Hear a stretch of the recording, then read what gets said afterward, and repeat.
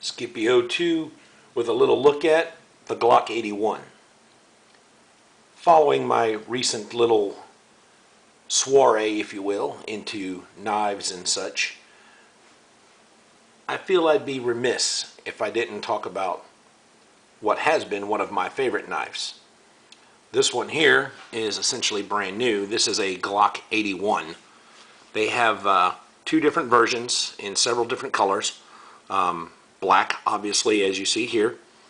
The other one is it camel or flat dark earth? It's a tan color, and olive drab. The two different model numbers, 79, 81, delineate the difference between the blade. Otherwise, the knives are all essentially exactly the same. Here you've got the Glock logo in the handle. The handle, as well as its rigid scabbard, are made out of the same polymer as the pistol. All one piece. Clippable, lockable belt loop. Very rigid.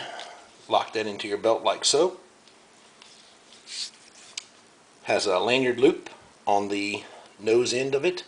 You could tie it off to your kit, your gear, your leg, whatever. Drain hole in the end if you are doing some kind of submersible usage or something along those lines. This is the locking tang, which, as you can see, holds it in very securely.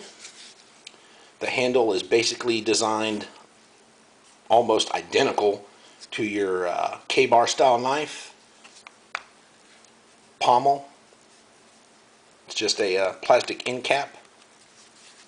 And these little indentations, they're on both sides. They don't go all the way through, but they go probably, I don't know, a third to a quarter of the way, something along those lines. Not sure why they do that, but on one of my other ones, what I did was used it as a pilot hole, drilled it all the way through, and ran some paracord to make a wrist leash, that kind of thing. Don't really know what their intent was, but that's what I used it for, so that's worth noting. But here's what the knife looks like. Again, that molded in tang catches these indentations, and it's on both sides of the handle. So either way it goes in, it locks in very securely. And here's the blade. 7.5 inch tool steel. Black phosphate finish. You'll notice it's well coated in frog lube. These blades will rust if you leave them exposed to the elements for very long. Your bare edge, where it's sharpened, will surface rust pretty quickly.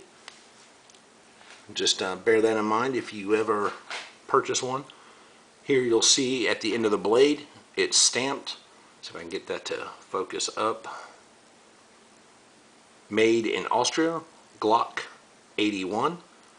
And the 81 signifies that it has the serrated back.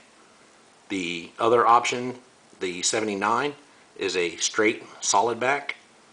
The knife, or I guess not the knife, but the saw side, is relatively smooth if you run your finger down it this way, but if you come back the other way, those teeth will get you.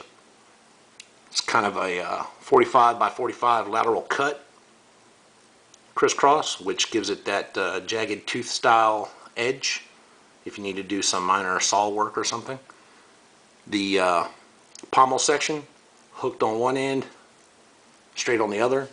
The blade is very narrow, just over 1 inch in width, but it has a fair amount of thickness to it, making it pretty sturdy. Incredibly sharp out of the package. Makes a nice little add-on to your Glock collection if you own a Glock knife. Listen to this detent I was telling you about. I mean, it locks in there good. I dig that. I dig that a lot. But this is the Glock knife. They've been around forever. Maybe you've seen them, maybe you haven't. But that's the gist of it there. Very simple, very straightforward. Gotta like that. That's kind of the Glock mantra. Anyway, if you're looking for a decent knife at a good price, the Glock 79 or 81. Thanks for watching. If you have any questions, by all means, don't hesitate to drop them down there on the bottom. We appreciate you taking your time and watching our little video here. If you would, please subscribe to the channel. Help spread the word. In the meantime, people of YouTube land, take care of yourselves. Take care of each other. And as always, God bless. Thanks for watching.